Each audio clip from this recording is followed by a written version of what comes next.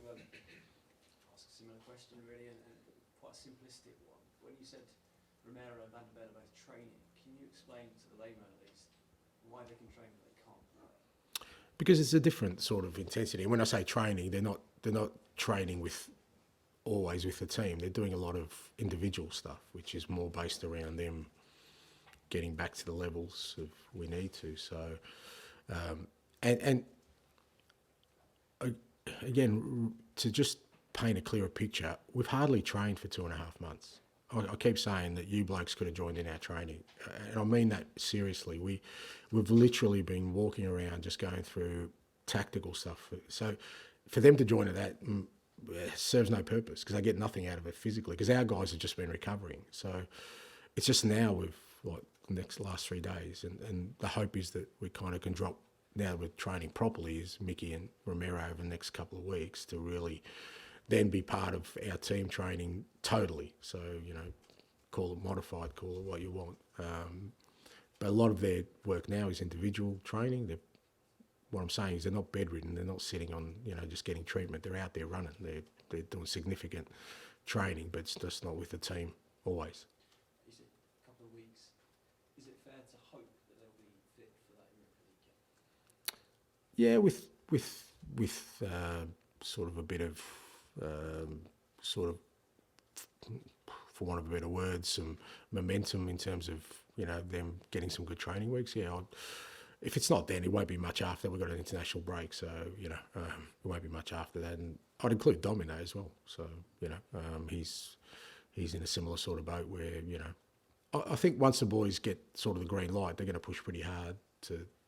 But some of it's like Matters. Matters should have been out probably another 2 weeks. I think Vicario we had scheduled in for middle of March, so it just depends on the players. But I'd certainly expect Micky and Cuti to be around the mark at that time. Does it feel like the season starts again here? Does it feel like I wish it did, mate. Yeah, but it doesn't. We're still in the same position. We're still kind of dealing with certain things. But I think your point is, well, I think I said after the Villa game, is it a chance for a little bit of a reset? I think there's a natural physical break for us, which I think allows us to think about, okay, from here onwards, there's an opportunity now to maybe change the course of our season. But you can't ignore what's happened, and you're still carrying remnants of that. It's not like that's not in our heads, the fact that we've, the disappointment of our league season, the disappointment of coming out in the semi-final of the Carabao Cup, the disappointment of Sunday are still there. So you still carry that with you. You can't just extinguish that. But is it an opportunity? Yes, for a little bit of a reset, because it's coincided also with some significant inclusions. I think there's an opportunity for that, yeah. And do you reset targets within that? When do you sort of sit down and address the players on that? Yeah, well, I mean, we've got a sort of clear course now of what's left for us, that's for sure. So we kind of know league-wise, okay, well, this is kind of our program without too many disruptions anymore, because even with our league, games were getting shifted about. I mean, if we were in the Carabao Cup final, we would be playing Fulham next week in midweek. Now we're not. We know that that's not there. And then with Europe, again, it's a pretty set path. So it does give us a chance to sort of map out the rest of our season and also give the players some clear sort of objectives as to how we can tackle it. What would satisfy you? What in terms of you're in a cup, you want to win it, but in terms of the league. Yeah, we need to improve our league position where we are. I don't think is reflective of what we have, and that's my role to get maximum out of the guys we have, and we need to move up the table and see where that takes us. I still think it's really tight. At some point, unless teams are really lucky, the kind of injuries we've had will catch up with other teams as well, I think, which gives us an opportunity if we can get on a run to move up the table. So we can't like I said, we can't put the queue in the rack in terms of the league and just say, well, let's just sort of peter out the season, finish wherever we finish. I think that's not the kind of mindset I want. We want to see, we need to improve our league form, we need to move up the table, and we need to tackle on the task of trying to win a European trophy. Have you been able to do anything yourself to recharge? week. We played golf. No, but fair to say it's been good, even just to have a couple of days. You know, after the Villa game, you know, obviously you deal with the disappointment of it, but just to have a couple of days where, you know, I could sort of just clear my head a little bit, because I really felt, you know, it was the grind of the games, the constant kind of trying to figure out, you know, ways we can navigate every sort of challenge we had on it, almost a daily basis. I said, turning up to this 3, sometimes 4 times a week. It kind of, you don't feel it, but when you're in it, but afterwards you kind of go, okay, I need a bit of it's good to get a bit of a break where you can sort of clear your head, have some meaningful kind of conversations with people about just anything without something else being at the forefront of my mind. So physically I didn't do anything, like I didn't go away or do anything, but just have a couple of days of, yeah, just being... spare afternoon, have you got a box set you like to dig into, or a book or anything? Yeah, no, I'm a big reader, and yeah, I don't mind binging a series or two. So there's always... Give us an example of a series. Obviously, now we used to tell us Game of Thrones all the time, which we used to like. Game of Thrones, yeah. Just whatever sort of takes my fancy. I don't want to throw one out there because then it'll get sort of a million hits, and I might set off people on the wrong path. But any kind of sort of, I just binged Landman, just came out with Billy Bob Thornton.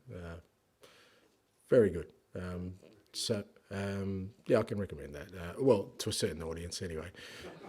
It's not for kids, but yeah, no, that helps me kind of switch off, and you know, usually watching with my wife. So yeah, we both enjoy that, and like I said, I think even she sensed that I was having conversations that I was actually invested in, rather than sort of just my mouth moving up and down and other things being in my head. So yeah, thanks, mate. John?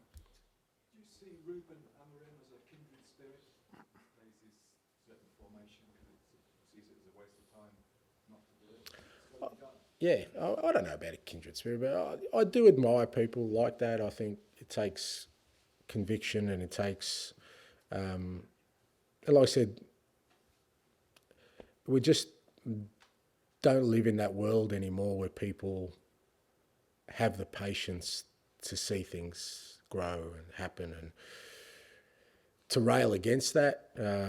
Yeah, I've got great admiration for him. Look, I think he's an outstanding manager. I mean, I followed his career, obviously, at Sporting, and there's a reason, you know, he was touted as, you know, for quite a number of clubs, not surprising to me. And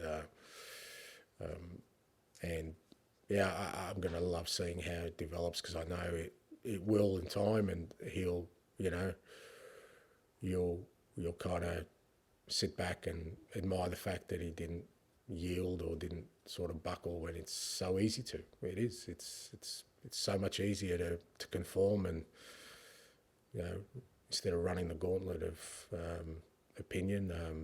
We all get judged the same way. We get judged on results. I get that.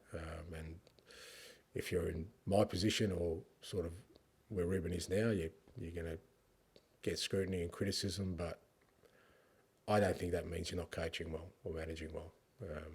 It's just I see those things differently, and yeah, I'm sure he'll do a great job, but irrespective, I think he'll have a great career. Just my 2 cents worth. You haven't got a leaky roof to cope with. You're ahead of the game when it comes to stadiums. Old Trafford. Oh, sorry. Jeez. That's a... Yeah, and you know, that's a challenge for them, I guess. But it's you got to say, I think all jobs are tough, managerial jobs, but that Man United one's got a bit extra on it, I reckon. Fair bit of noise around that one. And George, please. And I just wanted to take you back to 2020 season at Yokohama. How much is this 3-month period remind you of that kind of 4 or 5 months of playing full season? I think it was. Yeah, similar. Yeah, we kind of, we had a horrendous injury list and a horrendous sort of fixturing as well. It just felt like we were just playing a game every 2 days. It was a very similar period. I guess the difference there was the noise around it wasn't as nearly as kind of loud as it is obviously in the Premier League for all the sort of reasons we know, so that you had time to kind of just clearly think through your strategies and what you wanted to do without having to deal with too many sort of outside influences. So yeah, that's kind of the major difference, but that's the nature of the beast, I guess, when you're managing at the Premier League. Is there anything that you sort of learned in that period that you tried to take into this? I think looking at kind of that team, you still scored lots of goals, and the following season you kind of come back and come second. Yeah.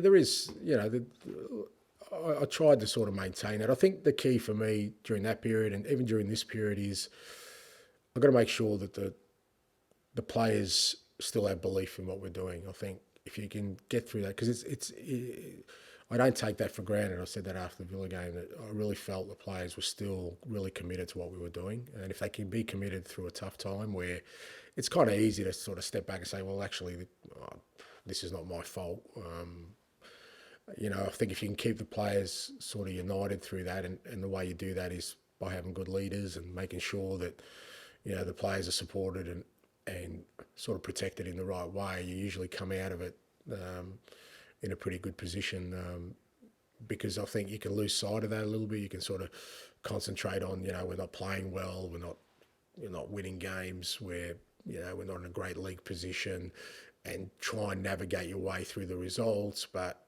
your key is protect your players, support your players, make sure they get through it, because when we get through the other side, they're the ones that are going to drive it forward. And like I said, I have such high sort of respect and admiration for the players who've been through this in the last 2.5 months, that they just cracked on with it. They haven't at any stage, like I said, absolved themselves of responsibility or not taken on the challenge. And now, hopefully, with getting some help in and around them, with both, some rest and recovery, some training, and also some players coming back, we'll get the benefits of that. Okay, thank you. Good luck. Thank you. Happy Valentine's Day, everyone.